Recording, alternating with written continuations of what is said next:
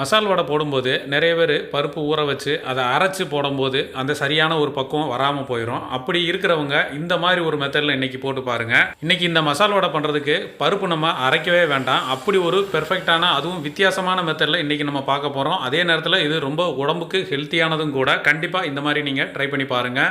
செய்கிறதுக்கு ஒரு மிக்சிங் பவுல் எடுத்து வச்சுக்கோங்க. எடுத்து வச்சுட்டு நம்ம இங்கே ஒரு 50 கிராம் கேரட்டை நல்லா துருவி வச்சுருக்கோம். நைஸாக இந்த மாதிரி துருவிக்கோங்க. இது அப்படியே உள்ளே சேர்த்துக்கலாம் மிக்சிங் பவுலில்.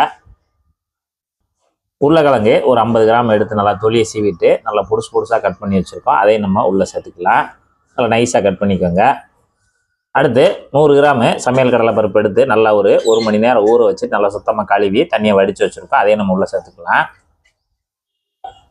பச்சை மிளகா ஒரு குட்டி பச்சை மிளகா 3 பச்சை மிளகா நல்லா குட்டியாக கட் பண்ணி வச்சுருக்கோம். அதையும் உள்ளே சேர்த்துக்கலாம். 100 கிராம் வெங்காயத்தை நல்லா புதுசாக கட் பண்ணி வச்சுருக்கோம். அந்த மாதிரி நைஸாக கட் பண்ணிவிட்டு அதையும் உள்ளே சேர்த்துக்கோங்க. கருவேப்பிலை பொடி கருவேப்பிலையாக ஒரு 3 கொத்து எடுத்து அப்படியே உருவிட்டு உள்ளே சேர்த்துக்கலாம். மல்லித்தலை பார்த்தீங்கன்னா கொஞ்சமாக எடுத்து நல்லா புதுசாக கட் பண்ணிவிட்டு அதையும் உள்ளே சேர்த்துக்கலாம். இது பாலாக்கீரை உங்களுக்கு இலையாக இருக்கும் தெரியும். அதை அந்த காம்பு பகுதியெல்லாம் நல்லா கட் பண்ணிவிட்டு நல்லா அலசிட்டு இலையாகவும் நம்ம புதுசாக கட் பண்ணி வச்சுருக்கோம். அதை நம்ம உள்ளே சேர்த்துக்கலாம். இதுக்கு தேவையான உப்பு ஒரு 1/2 டீஸ்பூன் தூளுக்கு சேர்த்துக்குவோம். ஒரு 1/4 டீஸ்பூனு மஞ்சள் தூள், தனி மிளகாத்தூள் ஒரு 1/2 டீஸ்பூனு, ஒரு 1/4 டீஸ்பூனு ஜீரகத்தூள், மிளகுத்தூள் ஒரு 1/4 டீஸ்பூனு. தேங்காய் துருவல் ஒரு அரை தேங்காய் எடுத்து நல்லா துருவி வச்சுக்கோங்க. அது 1 கப்பு இருக்கிற மாதிரி துருவி வச்சுக்கோங்க நல்லா வெள்ளையாக. இதையும் உள்ளே சேர்த்துடலாம். இப்போ இது மேலே ஒரு 50 கிராம் அரிசி மாவு மட்டும் தூவி விட்ருங்க. பச்சரிசி மாவு தூவி விட்டுட்டு எல்லாத்தையும் ஒரு தடவை நல்லா கலந்து விட்டுறலாம். போட்டுருக்க மசாலா உப்பு எல்லாம் காய்கறி எல்லாத்தையும் சேர்த்து நல்லா மோரை பிசைஞ்சு விடுங்க. இப்போ அரிசி மாவு சேர்த்து நல்லா விரவி கொடுத்துருங்க. இந்த அளவுக்கு நல்லா விரவி கொடுத்துட்டு அதுக்கடுத்து இப்போ இந்த பவுலில் நம்ம ஒரு 100 கிராம் கடலை மாவு வச்சுருக்கோம். கடலை மாவை மேலே தூவி விட்டுருவோம். கடலை மாவை நல்லா தூவி விடுங்க. தூவி விட்டுட்டு நல்லா விரவி கொடுத்துருங்க.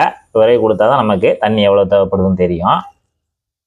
இப்போ கடலை மாவு போட்டு இந்த அளவுக்கு நல்லா ஒரு கெட்டி பதத்துக்கு பிசையணும். ரொம்ப நெடுநெல்லாம் இருக்கக்கூடாது, தண்ணியாக இருக்கக்கூடாது. நமக்கு அந்த கீரை அந்த இதில் இருக்கக்கூடிய வெங்காயத்தில் இருக்க ஈரமே நமக்கு சரியாக இருக்கும்.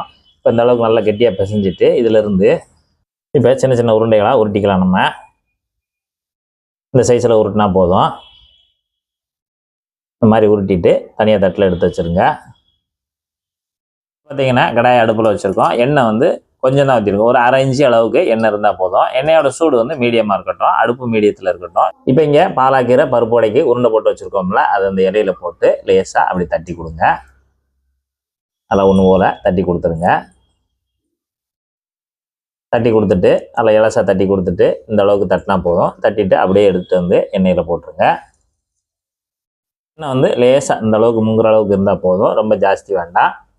அதே போல் நம்ம செய்து வச்சக்கூடிய உருண்டைகளை சின்னதாக நல்லா உருண்டை சைஸாக தட்டிட்டு எண்ணெயில் எடுத்து போட்டுக்கலாம். இப்போ போட்டோம். நம்ம போட்டதை லேசாக அப்படியே புரட்டி விட்டுக்கலாம். அதுவாக புரட்டி விட்டுருங்க. அடுத்தடுத்து நம்ம போட்டதை திருப்பி விட்டுடலாம். ஒரு நிமிஷத்துலேயே நம்ம அடுத்தடுத்து போட்டதை திருப்பி விட்டுடலாம். இப்போ அங்கிட்டு நல்லா புரட்டி போட்டு பார்த்தீங்கன்னா அந்த மாதிரி லைட்டாக பபுள்ஸ் குறைஞ்ச உடனே நம்ம எடுக்க ஆரம்பிச்சிடலாம். நல்லா ப்ரௌன் அந்த மாதிரி செவந்து வந்த உடனே எடுத்துடலாம்.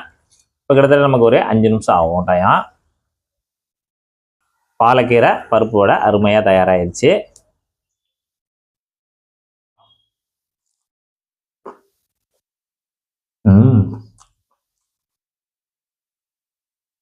சாப்பிட்டால் இப்படி ஒரு வடையல்லவோ சாப்பிட வேண்டும், அந்த அளவுக்கு அருமையாக இருக்கிறது. இதே போல நீங்களும் ஒரு பாலாக்கீரை பருப்பு வடை செய்து சாப்பிட்டு பார்த்துட்டு எப்படி வந்தன்றதை மறக்காம கமெண்ட்ல சொல்லுங்க. நன்றி, வணக்கம்.